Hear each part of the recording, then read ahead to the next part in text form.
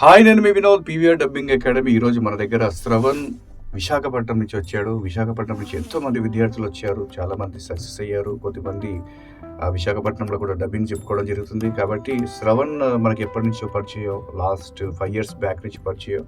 Already dubbing నేర్చుకున్నా కూడా మళ్ళీ తను ఎందుకు వచ్చి ఈరోజు డబ్బింగ్ కోర్స్ నేర్చుకుంటున్నాడు, అసలు మన అకాడమీని తను ఎందుకు సెలెక్ట్ చేసుకున్నాడు, ఇన్ని అకాడమీస్ ఉండగా లగ్జరీ కంఫర్టబుల్ జోన్లో ఉన్న అకాడమీస్, ఏసీ సెక్షన్ ఉండి వెల్ విషర్గా ఫుల్ పబ్లిసిటీ ఉన్న అకాడమీలో జాయిన్ అవ్వకుండా మన శ్రవణ్ మనల్నే వెతుక్కుంటూ ఎందుకు వచ్చాడు అనే ఒక చిన్న అంశం మీద మనం శ్రవణ్తో మాట్లాడదాం. హాయ్ శ్రవణ్, చెప్పినా అసలు మన అకాడమీ సెలెక్ట్ చేసుకోవడానికి కారణం ఏంటి, పర్టికులర్గా ఎన్ని సంవత్సరాల తర్వాత మళ్ళీ ఇక్కడికి రావడానికి కారణం ఏంటి? సార్, అంటే ముందుగా 2016 నుంచి మనకి పరిచయం ఉంది. తర్వాత ఒక 2.5 years వరకు ఆల్రెడీ మన డబ్బింగ్స్ కానీ, నాకు మీ పరిచయం కానీ, యానిమేషన్స్కి, వాటికి చిన్న చిన్న షార్ట్ ఫిల్మ్స్కి, వేరే స్టూడియోస్ వాటికి కూడా మీ రిఫరెన్స్ ద్వారా అక్కడికి వెళ్ళి వాయిస్ టెస్ట్ ఇవ్వగలిగాను. అండ్ అలాగే అక్కడ కూడా డబ్బింగ్లు కొంచెం చెప్పగలిగాను. కొన్ని ఇంట్లో పరిస్థితుల వల్ల కొంచెం మళ్ళీ విశాఖపట్నం వెళ్ళిపోవాల్సి వచ్చింది. తర్వాత ఎప్పుడో జాబ్ చేసుకుని తర్వాత మళ్ళీ ఇప్పుడు అన్నీ సర్దుకున్నాయి. అంటే డబ్బింగ్ అనే పిచ్చే అప్పుడే ఉంది కాబట్టి అది ఇంకా ఇప్పటికీ పోలేదు. సో ఇంటిలో అన్నీ సర్దుకున్నాయి కాబట్టి ఇప్పుడు అన్నీ వచ్చి మళ్ళీ రాగలిగాను మళ్ళీని.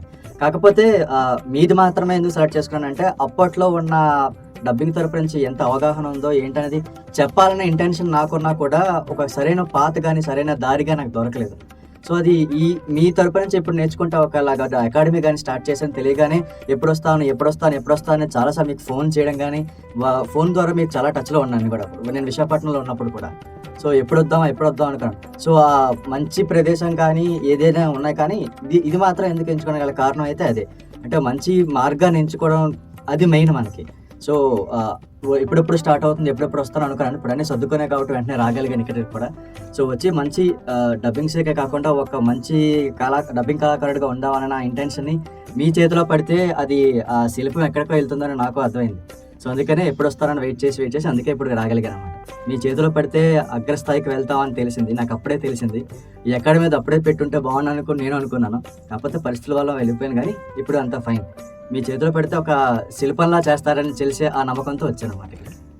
థ్యాంక్ యూ శ్రవణ్, ఇన్ని సంవత్సరాల తర్వాత కూడా అంత దూరం నుంచి వచ్చినందుకు. నీ కష్టం, నీ సమయం అనేది వృధా పోదు. ఆల్రెడీ నువ్వు అప్పుడే సమయాన్ని వృధా అంటే మధ్యలో నీ పరిస్థితుల వల్ల వెళ్ళావు, లేకపోతే ఈరోజు ఒక మంచి స్థానంలో ఒక సాఫ్ట్వేర్ లెవెల్లో సంపాదించుకునేగలిగేవాడివి.